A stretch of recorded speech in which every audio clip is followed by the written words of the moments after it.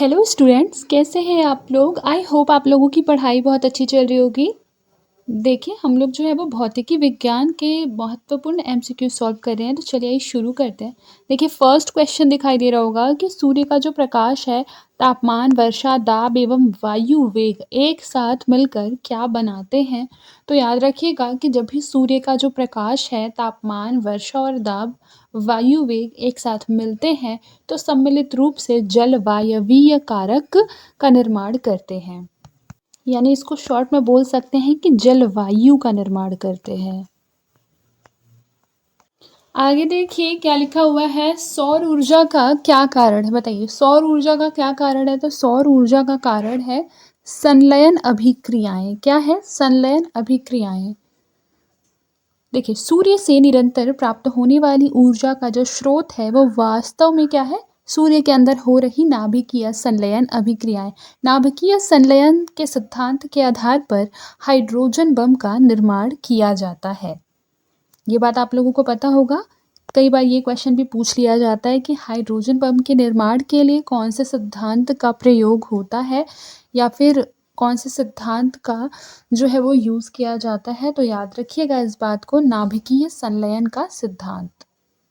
देखिए, एक बात और कि जो संलयन अभिक्रियाएं होती है उसमें दो या दो से अधिक परमाणु जो है वो क्या हो जाते हैं, आपस में जुड़ जाते हैं। जैसे मान लीजिए एक परमाणु ए है, एक बी है, तो दोनों जुड़ कर क्या बना लेंगे, ए बी बना लेंगे। आप लोगों को पता होना चाहिए कि जो सूर्य है उसके भीतर क्या है, बहुत सारे हाइड्रोजन और हीलियम के कण होते हैं जो कि आपस में क्या होते हैं, संलयित होकर क्या बना लेते हैं, क्या बना लेते हैं बताइए, सूर्य के अंदर ऊर्जा का स्रोत पैदा करते हैं। आगे देखिए, सूर्य में ऊष्मा और प्रकाश किसके कारण उत्पन्न होते हैं। तो याद रखिएगा, न्यूक्लियर अभिक्रिया के कारण। ऑप्शन नंबर ए, न्यूक्लियर अभिक्रिया।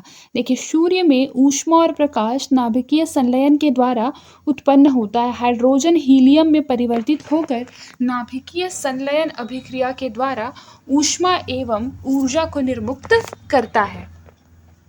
आगे देखिए, निम्नलिखित में से कौन सा संसाधन नवीकरण योग्य है। बताइए, कौन सा नवीकरण योग्य है। तो इमारती लकड़ी। ऑप्शन नंबर सी, इमारती लकड़ी। आगे देखिए क्या लिखा है, इमारती लकड़ी जो है वो नवीकरणीय संसाधन का एग्जाम्पल है। नवीकरणीय संसाधन अथवा नव्य संसाधन वो वे संसाधन हैं जिनके भंडार में प्राकृतिक पारिस्थितिक प्रक्रियाओं द्वारा पुनर्स्थापन होता है। उदाहरण के लिए सौर ऊर्जा, वायु ऊर्जा, जैव ऊर्जा, जल ऊर्जा, भूतापीय ऊर्जा आदि। जबकि कोयला, प्राकृतिक गैस, पेट्रोलियम, यूरेनियम, थोरियम आदि क्या होते हैं, अनवीकरणीय संसाधन है। देखिए यहाँ क्या लिखा है, निम्नलिखित में से क्या नवीकरणीय योग्य संसाधन नहीं है। क्या नहीं है, तो thorium. Option number A, thorium. आगे देखिए, यूरेनियम विखंडन की सतत प्रक्रिया को जारी रखने में किस कण की जरूरत होती है। किस कण की जरूरत होती है, neutron. Option number C, neutron. याद रखिएगा कि जो यूरेनियम विखंडन की प्रक्रिया होती है उसको अगर कंटिन्यू रखना है तो उसके लिए न्यूट्रॉन की आवश्यकता होती है। और विखंडन की प्रक्रिया क्या होती है, जैसे मैंने उस टाइम पे बताया कि दो या दो से अधिक परमाणु जब आपस में जुड़ते हैं तो क्या होता है, संलयन होता है।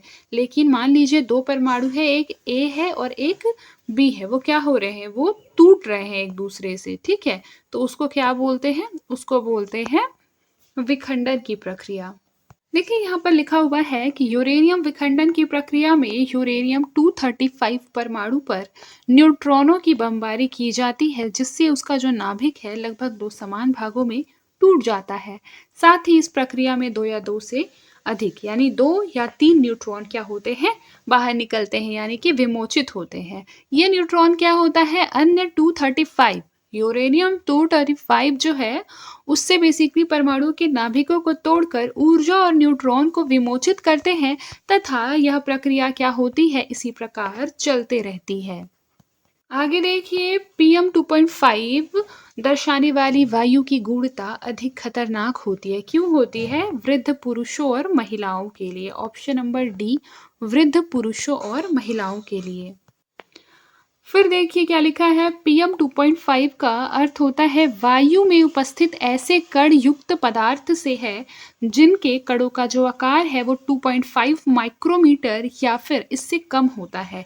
ये महीन हानिकारक कण विभिन्न प्रदूषक स्रोतों जैसे कि धुआं, धूल, औद्योगिक धुंध आदि में पाए जाते हैं और स्वास्थ्य को क्या करते हैं, नुकसान पहुंचाने का कार्य करते हैं।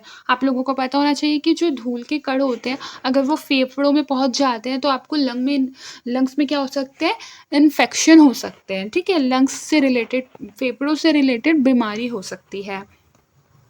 देखिए यहाँ पर क्या लिखा है, मिसाइलों की जो सूची है उसको दिए गए नामों के साथ मिलान करना है। देखिए, अंतर महाद्वीपीय बैलिस्टिक मिसाइल जो है वो क्या हो जाएगी बताइए, ये हो जाएगी अग्नि 2। आप लोगों को मैंने पढ़ाया है कि जो अग्नि 2 है वो बैलिस्टिक मिसाइल है। फिर अल्प दूरी के पृथ्वी से पृथ्वी के लिए क्या लगाना है, तो पृथ्वी लगाना है। उसके पश्चात पृथ्वी से आकाश मिसाइल, ये कौन सी मिसाइल है, तो ये त्रिशूल है। फिर उसके बाद टैंक वेधी मिसाइल है नाग।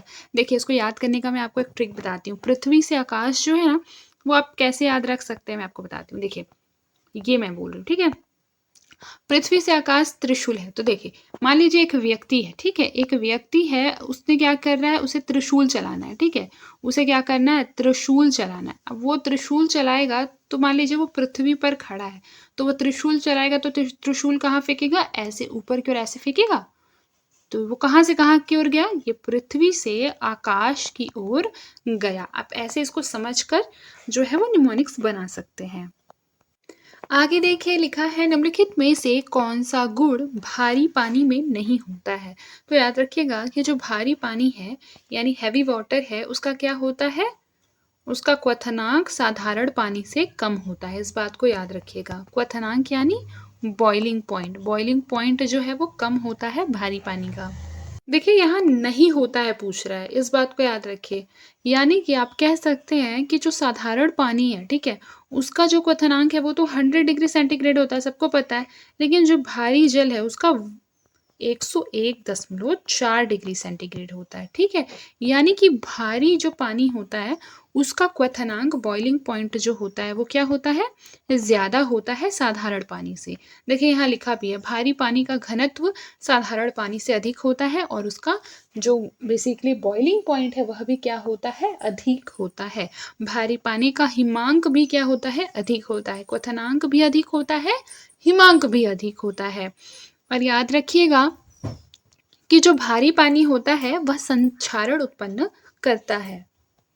देखिए यहाँ लिखा है कि निम्नलिखित में से वह व्यक्ति कौन है जिसे भारतीय मिसाइल प्रौद्योगिकी का पितामह कहा जाता है। तो याद रखिएगा वह कौन है, doctor APJ Abdul Kalam, option number B. फिर देखिए अग्नि का सही वर्णन निम्नलिखित में से किसके द्वारा होता है। तो अग्नि का सही वर्णन होता है दीर्घ परास मिसाइल। याद रखिएगा इस बात को। देखिए यहाँ पर लिखा है कि आइंस्टाइन के जो समीकरण है वो कौन सा है। तो आप लोगों को पता भी होगा, E = mc² होगा, जहाँ E जो है वो ऊर्जा को रिप्रेजेंट करता है, m जो है द्रव्यमान को, और जो c है वो प्रकाश की चाल को यानी स्पीड ऑफ लाइट को शो करता है। ठीक है, आगे देखिए रेफ्रिजरेटर में शीतलन किसके द्वारा उत्पन्न किया जाता है। तो रेफ्रिजरेटर में जो शीतलन है वो संपीड़ित गैस के अकस्मात प्रसरण से जो है वो उत्पन्न किया जाता है। याद रखिएगा कि जो रेफ्रिजरेटर होता है उसमें शीतलन के लिए फ्रेऑन गैस का यूज किया जाता है। किसका यूज किया जाता है, फ्रेऑन गैस का। मान लीजिए क्वेश्चन में यही पूछ दिया तो इस वजह से इसको याद रखना है। आगे देखिए, व्यक्ति पृथ्वी की सतह की तुलना में चंद्रमा की सतह पर अधिक ऊंचा क्यों उछल सकता है, क्योंकि चंद्रमा में गुरुत्वाकर्षण के कारण त्वरण जो है वो पृथ्वी की तुलना में कम होता है। इस बात को याद रखना है। फिर देखिए लिखा है, चंद्रमा पर क्या नहीं होने के कारण वहां किसी भी प्रकार का जीवन नहीं है। तो चंद्रमा पर जल नहीं है, जल नहीं होने के कारण वहां किसी भी प्रकार का जीवन संभव नहीं है। आगे देखिए, उच्च तापमान की सहायता से अंतरिक्ष यान में निम्नलिखित में से किस धातु का प्रयोग किया जाता है? तो याद रखिएगा, किस धातु का प्रयोग किया जाता है? टाइटेनियम का। याद रखिएगा, जो टाइटेनियम धातु है वो अधिक मजबूत होता है, उसका जो गलनांक होता है वो भी उच्च होता है, संक्षारण प्रतिरोधक होता है और इसका घनत्व क्या होता है? कम होता है। इस वजह से यह अंतरिक्ष यान के निर्माण में प्रयोग में लाई जाती है। फिर आगे देखिए, लिखा है ताम्र की डिस्क में एक छेद है, यदि डिस्क को गर्म किया जाए तो छेद का आकार क्या हो जाता है? घट जाता है। ऑप्शन नंबर बी, घट जाता है। फिर देखिए लिखा क्या है, ताम्र की डिस्क को गर्म करने पर उसके छेद का आकार घटेगा, क्योंकि गर्म करने पर धातुओं का आकार क्या होता है? बढ़ता है। चूंकि छेद डिस्क के बीच में है, इसीलिए डिस्क के अंदर की ओर भी फैलाव होगा और छेद का आकार क्या हो जाएगा? छोटा हो जाएगा। आगे देखिए, फोटोग्राफी में मुख्य रंग कौन से होते हैं? कौन से होते हैं? लाल, नीला, हरा। Option number C. आगे देखिए, कृत्रिम सैटेलाइट के अंदर व्यक्ति भारहीन महसूस करता है, क्योंकि पृथ्वी के आकर्षण का जो बल है वो अभिकेंद्र बल के क्या होता है? इक्वल होता है, समान होता है। आगे देखिए, आधुनिक चर्म शोधन उद्योगों में ऐसी कौन सी भारी धातु पाई जाती है जो विषैली होती है? बताइए, कौन सी पाई जाती है जो विषैली होती है? तो ये हो जाएगा chromium. Option number C, chromium. देखिए, यहाँ लिखा हुआ है कि चर्म शोधन यानी कि जो टैनिंग होता है उस उद्योग में खालों यानी चमड़ों को शोधन के द्वारा चमड़े में बदला जाता है।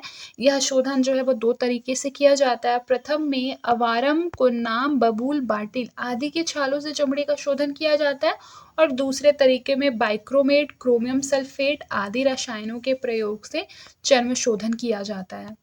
अब देखिए, नेक्स्ट क्लास जो होगी उसमें हम लोग रसायन विज्ञान के पढ़ेंगे, ठीक है? ये भी आप लोग रिवाइज कर लेंगे, क्योंकि देखिए फाइनली अब आप लोगों को क्या करना है, कल आप लोगों का एग्जाम है तो रिवाइज ही करना है, ठीक है? तो मैं कोशिश करूंगी कि आज मैं रसायन विज्ञान के भी 100 इंपॉर्टेंट क्वेश्चन करवा दूंगी नेक्स्ट क्लास में, ठीक है? आज के लिए बस इतना ही, मिलते हैं नेक्स्ट क्लास में। तब तक के लिए अपना ख्याल रखिए और मन लगाकर पढ़ाई करते रहें।